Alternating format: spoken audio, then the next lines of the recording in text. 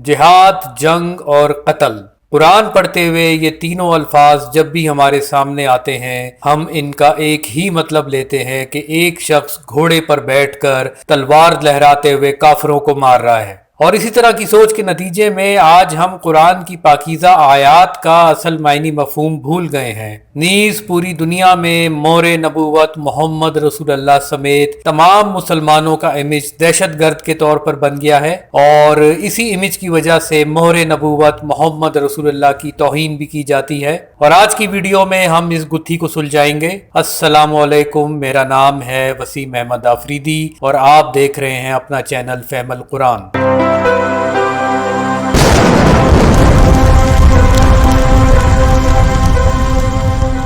سب سے پہلے تو ہم یہ سمجھ لیتے ہیں کہ قرآن میں اللہ تعالیٰ نے مومن کی خصوصیات کس طرح سے بیان کی ہیں۔ مومن ایک ورسٹائل انسان ہوتا ہے جو ہر طرح کے حالات سے نبٹنے کی بھرپور صلاحیتیں رکھتا ہے، کیونکہ وہ ایمان رکھتا ہے اللہ تعالیٰ کی مدد پر جو اسے ہر وقت وہی غیر مطلوع کی شکل میں مل رہی ہے۔ وہی مطلوع اور غیر مطلوع میں فرق جاننے کے لیے آپ اوپر دیے گئے لنک پر کلک کر کے ویڈیو دیکھ سکتے ہیں۔ مومن وہ انسان ہوتا ہے جس کی زندگی کا بنیادی مقصد امن کا فروغ ہوتا ہے، اور اپنے مقصد کو عملی جامہ پہنانے کے لیے وہ اللہ تعالیٰ کی رضا کی خاطر اپنی استطاعت کے مطابق پوری قوت کے ساتھ کوئی بھی کام شروع کرتا ہے جس سے دوسروں کا بھلا ہونا شروع ہو جائے، اور اللہ تعالیٰ کی رضا کی خاطر بھلائی کے کام میں بھرپور شدت سے عملی اقدام اٹھانے کو قرآن میں اللہ تعالیٰ نے جہاد فی سبیل اللہ کا نام دیا ہے۔ جہاد کا لفظی مطلب ہوتا ہے بھرپور شدت اور قوت سے کوشش کرنا، یعنی جہاد فی سبیل اللہ دراصل امن اور انسانیت کی بھلائی کی خاطر بھرپور کوشش کا نام ہے،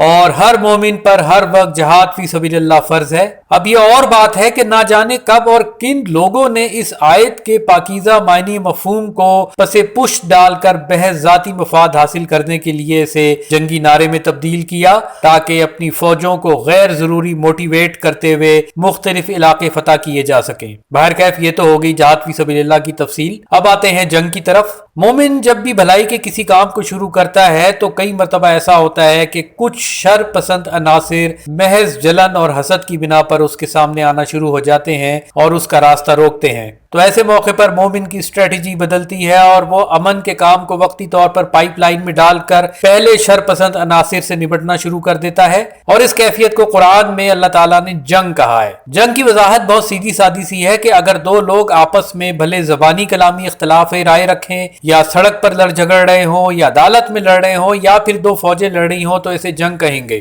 اس ضمن ایک بہت ہی دلچسپ نقطہ زیر غور رہے کہ جنگ دو ہی صورتوں میں ہوتی ہے، یا تو حق و باطل کی جنگ ہوتی ہے، یا پھر دو باطل طاقتیں بھی آپس میں لڑ پڑتی ہیں۔ البتہ دو حق پرست کبھی بھی آپس میں جنگ نہیں کریں گے، کیونکہ دونوں ون پیج پر ہوتے ہیں، اور اس فلسفے کو قرآن میں اللہ تعالیٰ نے سورہ الروم کی ابتدائی آیات میں نمایاں کیا۔ تاریخ دان حضرات کے مطابق یہ جنگ رومی اور ایرانیوں کے مابین ہوئی، جس میں ایرانی فتح پا گئے کیونکہ وہ طاقتور تھے۔ جب بھی دو باطل طاقتیں ذاتی مفاد کے لیے آپس میں ٹکراتی ہیں تو طاقتور پارٹی ہمیشہ جیت جاتی ہے، لیکن وقت گزرنے کے ساتھ ساتھ کمزور پارٹی میں تحریک آزادی بلند ہوتی ہے، اور کچھ عرصے کے بعد طاقتور پارٹی کو وہاں سے بھاگنا پڑتا ہے۔ اس کی مثال ایسے ہے کہ برٹشرز غالب ہوئے قریب ہی کی سرزمین ہندوستان پر، کیونکہ ہندوستان کے لوگ شعر و شاعری، کبوتر اڑانے اور نوابی طرز زندگی میں ہی مشغول رہے، اور یوں برٹشرز کو موقع مل گیا، لیکن اپنی غالبیت کے کچھ عرصے کے بعد انہیں وہاں سے جانا پڑا، کیونکہ برٹشرز بھی ہندوستان کی دولت کو صرف لوٹنے کے لیے آئے تھے۔ البتہ حق و باطل کی جنگ کی صورت میں حق کی جیت ہمیشہ اس طرح سے ہوتی ہے کہ بھلے زمینی حقائق کے مطابق حق پرست لوگ جنگ ہار جائیں، لیکن اللہ تعالیٰ کی نظر میں وہ ہر وقت فتح یاب و منصور ہوتے ہیں، کیونکہ ان کی سمت درست ہوتی ہے۔ اب سب سے آخر میں قتل کی بات کرتے ہیں۔ قتل کا لفظی مطلب ہوتا ہے جان سے مار دینا، یا پھر کسی چیز کو علامتی طور پر کاٹ دینا، مثلا رابطہ کاٹ دینا وغیرہ۔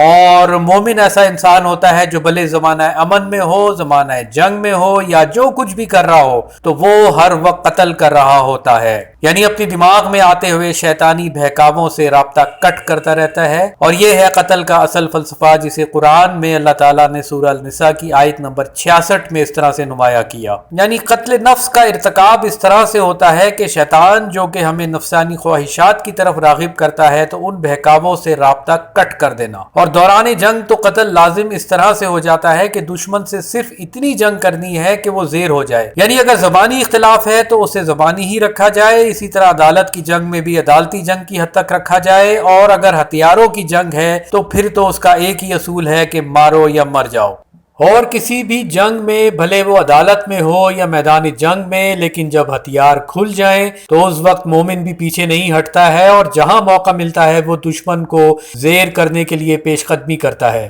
اور اسی کیفیت کو قرآن میں اللہ تعالیٰ نے سورہ النساء کی آیت نمبر 89 میں اس طرح سے نمایاں کیا، یعنی کافر وہ ہوگا جو امن کو پسند نہ کرے، اور وہ چاہتا ہے کہ جس طرح کا ڈسکریمنیٹری سسٹم پہلے بنا ہوا تھا سب اسی میں رنگ جائیں، لیکن جب تک وہ امن کی طرف ہجرت نہ کریں ان سے جنگ جاری رہے گی، اور جنگوں میں صرف ایک دوسرے کا نقصان کیا جاتا ہے، لہذا وقتی پسپائی سے بھی نہیں گھبرانا ہے۔ اور اس فلسفے کو قرآن میں اللہ تعالیٰ نے سورہ آل عمران کی آیات نمبر 139-140 میں اس طرح سے واضح کیا۔ ہمیں یہ بات سمجھ لینی چاہیے کہ ہر دور میں حق و باطل کی جنگ کی شکل و صورت بدلتی رہتی ہے، جس طرح موسیٰ رسول اللہ کے دور میں معجزہ اور جادو کی جنگ تھی، اور مور نبوت محمد رسول اللہ کے دور میں صرف تلواروں کی ہی جنگ ہوتی تھی، اس لیے قرآن میں بھی انہی حالات کو بنیاد بنایا گیا ہے۔ اور ان جنگوں کے تذکرے کرتے ہوئے اللہ تعالیٰ نے ہمیں اصل میں مختلف طرح کے حالات سے نمٹنے کے لیے ترکیبیں بتائی ہیں۔ مثلا غزوہ بدر سے متعلق آیات میں یہ سبق دیا ہے کہ زندگی کے ہر موڑ پر ہمیں کس طرح سے درست اور غلط کے مابین ایک فیصلہ کرتے ہوئے درست سمت چلنا چاہیے۔ غزوہ احد سے متعلق آیات میں کسی بھی ایمرجنسی صورتحال سے نمٹنے کی بابت رہنمائی ہے۔